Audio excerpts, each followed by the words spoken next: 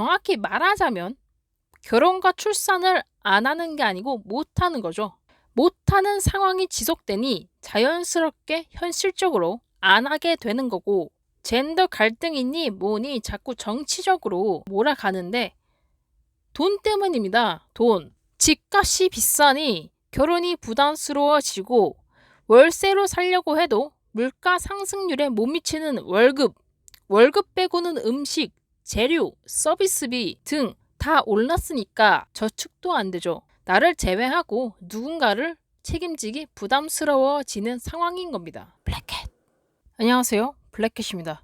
지금 새벽에 일 끝나고 운동 잠깐 갔다가 다른 일터에 출근 전에 잠깐 영상을 찍으러 왔습니다.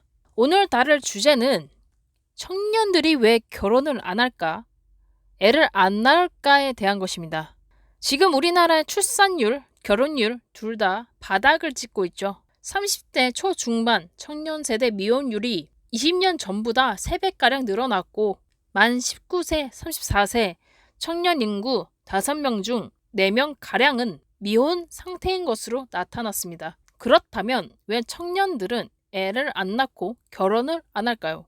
바로 돈 때문입니다. 물가 상승률에 못 미치는 월급 빼고는 음식, 재료, 서비스비 등 다 올랐으니까 저축도 안 되죠. 나를 제외하고 누군가를 책임지기 부담스러워지는 상황인 겁니다. 그래서 이런 말도 있죠.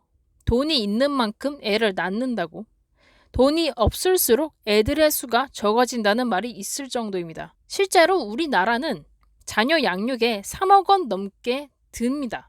세계 1위죠. 이건 점점 더 높아질 예정입니다. 연금을 통해서 안정된 노후가 보장된다면 당장에 먹고 살기가 어려워도 결혼과 애를 낳겠지만, 이제 국민연금 개박살 났죠? 연금은 더 내야 되는데 곧 고갈돼서 젊은이들은 아예 못 받을 수도 있습니다. 옛날에는 당연히 자식들이 부모들을 부양할 수 있었지만, 이제는 반대로 부모들이 늙어도 다 큰 자식들을 먹여 살리는 일이 허다하죠.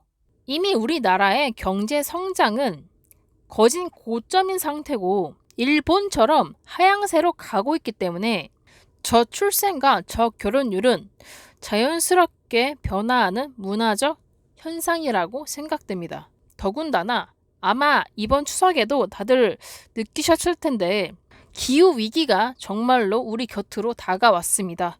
이런 기후위기를 늦추기 위해서는 인구수를 줄여야 하는 것도 맞고요. 세상은 변하고 있습니다. 이제 결혼과 출산이 불필요한 시대가 왔고, 생각을 해보면 예전에 3, 4세대가 살던 대가족에서 핵가족으로 변한 것처럼 지금도 똑같은 상황인 것입니다. 물론 그때도 지금처럼 거부감이 있었죠.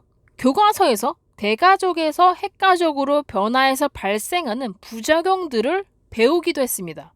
근데 지금 핵가족이 거의 디폴트가 됐고 큰 문제가 아니었던 거죠. 혼자 사는 초핵가족이나 딩크족, 한 부모 가족, 자식 한 명이 노부모를 부양하면서 사는 가족, 레즈 커플, 게이 커플, 친구와 동거, 다문화 가족 등등. 지금은 굳이 한 가지의 가족 형태만을 고수하지 않고 가족의 범위가 넓어지는 과도기 상황이라고 생각됩니다. 판결에서도 변화가 일고 있죠. 실제로 최근에 법원이 사실혼 관계인 동성 부부의 배우자를 국민건강보험법상 피부양자로 인정했습니다. 아직 동성혼이 법적으로 인정이 안 됨에도 어느 정도 가족의 형태를 포괄적으로 인정하는 셈이죠. 결국에는 저출산율, 저결혼율이 모두 큰 문제가 아니라는 것입니다. 애초에 왜 결혼을 해야 하고 애를 낳아야 하죠? 사실 결혼이라는 제도는 국가가 시민들을 통제하기 위해서 만든 겁니다.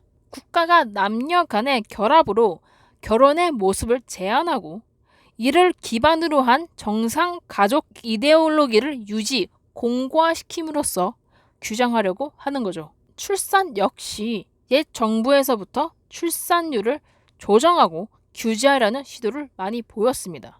출산을 꼭 해야 하고 결혼을 해야 하는 건 개인이 아니라 국가를 존속하기 위한 것이고, 그렇기 위해 사람을 통제하고 수단으로 사용됐던 것입니다. 얼마 전에는 우리나라가 저출생으로 인해 첫 번째로 소멸되는 국가라는 해외 전문가의 분석도 있었습니다. 옛날 같으면 애국심이라도 있어서 애를 낳겠죠. 실제 IMF 때 대대적인 금 모으기 운동으로 세계적 이슈가 됐었지만 지금도 그렇게 모을 수 있을까요? 시민이 국가에 충성을 다하는 이유는 딱 하나입니다.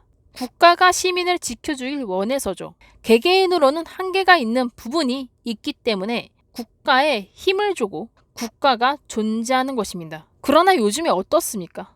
국가를 대변해야 하는 사람들이 사리사욕을 채우고 제 역할을 못하고 있으니 다들 국가를 버리는 거죠. 국가의 말을 따를 이유가 없단 말입니다. 그러니 국가에 충성할 이유도 없고 각자 살 길을 찾아 떠나는 거죠. 물가는 계속 오르고 집값은 천정부지고 월급은 10년 전이랑 비슷하고 젊은 공무원들도 떠나고 있죠. 자꾸 중장년층들이 저출산, 저결혼율을 청년들의 젠더 갈등으로 몰아가려는 게 있는데 절대로 젠더 갈등 때문이 아닙니다. 2016년?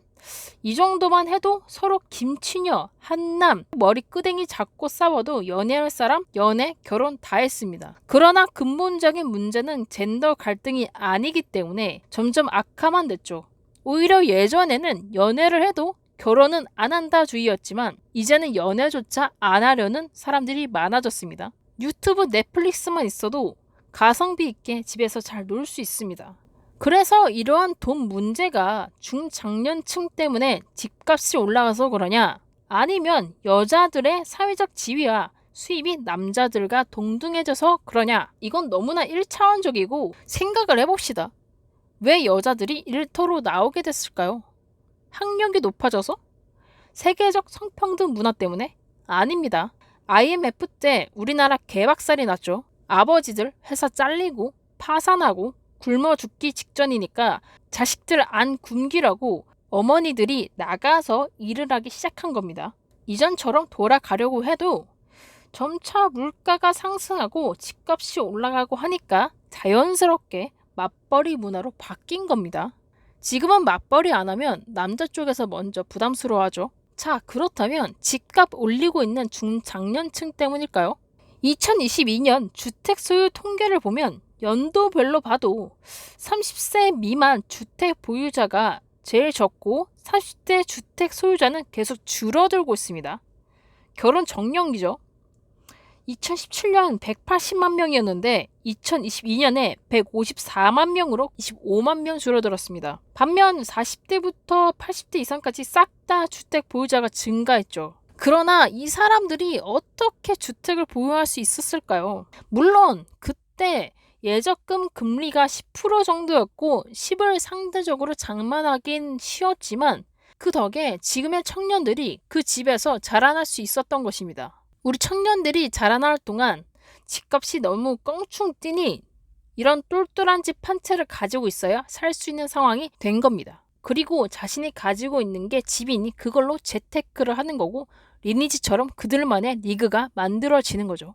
그러나 우리는 영끌이 아닌 이상 부동산을 통해서 재테크는커녕 거주할 집조차 사기 힘들어진 거죠. 그래서 비트코인 주식으로 몰리는 거고요. 이렇게 될 수밖에 없는 흐름인 것이고 지금 우리 청년들도 그 상황이 됐으면 똑같은 행동을 했을 겁니다.